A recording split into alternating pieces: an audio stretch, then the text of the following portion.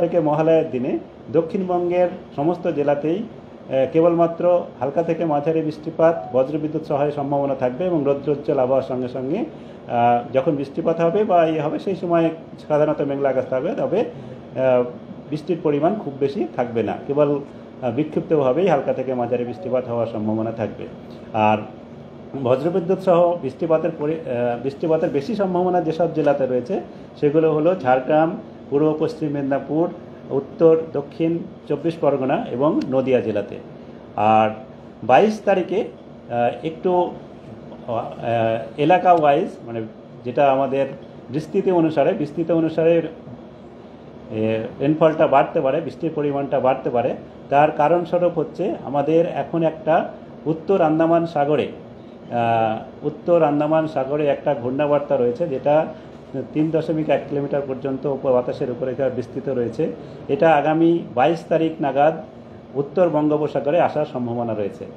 এরই প্রভাবে 22 তারিখ থেকে কিছুটা বৃষ্টিপাতের পরিমাণ দক্ষিণবঙ্গে বাড়ার সম্ভাবনা রয়েছে, যেটা আমাদের অনেক জায়গাতেই বজ্রবিদ্যুৎ সহ বৃষ্টিপাত হওয়ার সম্ভাবনা আমাদের দক্ষিণবঙ্গের জেলাগুলিতে।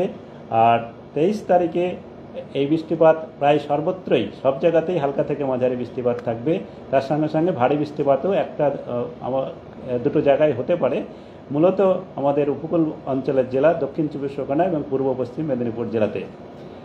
এই 23 তারিখে এটা হচ্ছে। এইবার হচ্ছে আমাদের 24 তারিখে যেটা রয়েছে, 24 তারিখে আবার বৃষ্টিপাত কিছুটা সামান্য কমতে পারে, যেখানে বৃষ্টিপাত থাকবে, যে ভারী বৃষ্টিপাতের সতর্কতা নেই, কিন্তু হালকা থেকে মাঝারি বৃষ্টিপাত সর্বত্রই হওয়ার সম্ভাবনা থাকবে দক্ষিণবঙ্গে।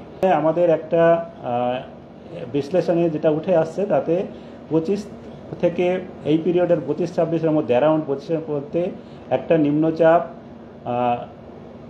আমাদের উত্তর পূর্ব বা মধ্য পূর্ব বঙ্গোপসাগরে আসার সম্ভাবনা রয়েছে, নতুন একটা নিম্নচাপ। এটাই যে 26 থেকে 29 এই পিরিয়ডের মধ্যে এর প্রভাবটা থাকবে। তো এই পিরিয়ডের মধ্যে আমাদের বৃষ্টিপাত কয়েকদিন প্রায় সর্বত্রই হালকা থেকে মাঝারি বৃষ্টিপাত এবং 2-1 দিন অনেক জায়গাতেই হালকা থেকে মাঝারি বৃষ্টিপাত থাকবে।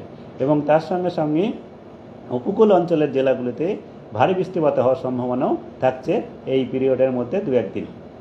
ঠিক আছে, তো এই হচ্ছে আমাদের দক্ষিণবঙ্গের 26 থেকে 29। তারপরে 30 থেকে 2 যেটা রয়েছে, সেখানে প্রথমের দিকে 30 থেকে 2-এর শুরুর দিকে হয়তো বৃষ্টিপাত থাকবে, অনেক জায়গাতেই হালকা থেকে মাঝারি বৃষ্টিপাত হবে, এবং কিন্তু বৃষ্টিপাত ক্রমশ বাড়তে থাকবে এবং শেষের দিকে বৃষ্টিপাত কিছুটা বেড়ে 1-2 জায়গায় ভারী বৃষ্টিপাতও হতে পারে।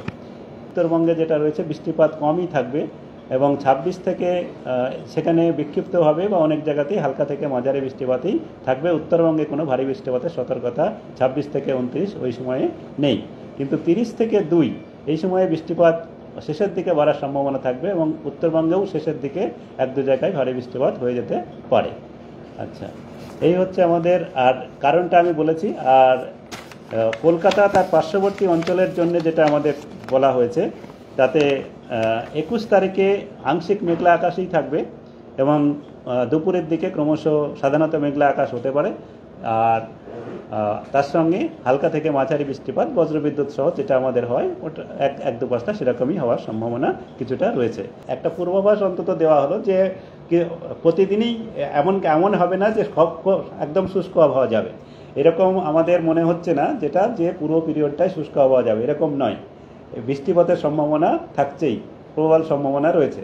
তো সেক্ষেত্রে এবার কোন দিন বেশি হবে কোন দিন কম হবে সেটা আপনার আরও আমাদের নেক্সট আপডেটে দেওয়া হবে, কারণ হচ্ছে বেশ কয়েকদিন এখনও দেরি আছে, সেটা এখনও সুস্পষ্ট হয় বলার কারণ, এটা আমাদের যেটা নিম্নচাপের সম্ভাবনা আমরা ভাবছি বা দেখা যাচ্ছে, তাতে তার গতি প্রকৃতি কেমন হবে, কোন দিকে যাবে এবং এর অ্যাকচুয়াল পজিশন কোথায় হবে এবং কোন সময়ে কোন দিক দিয়ে যাবে, সে বা আমাদের এই নিম্নচাপের প্রভাবে বাতাসের যে চারিত্রিক বৈশিষ্ট্য, চারিদিকের যে কেমন ধরনের, কোন দিকে কিভাবে বাতাস বইছে তার বৈশিষ্ট্য কেমন হবে, তার উপরে এই বৃষ্টিপাতের পরিমাণটা কোন সময়ে এবং কোথায় কতটা কেমন হবে, সেটা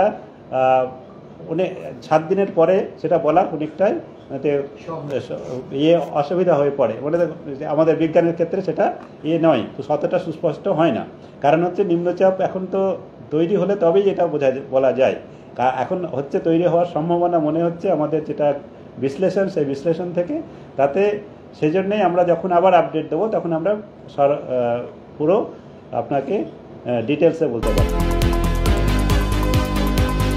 ফলো করুন সংবাদ প্রতিদিন ডিজিটাল।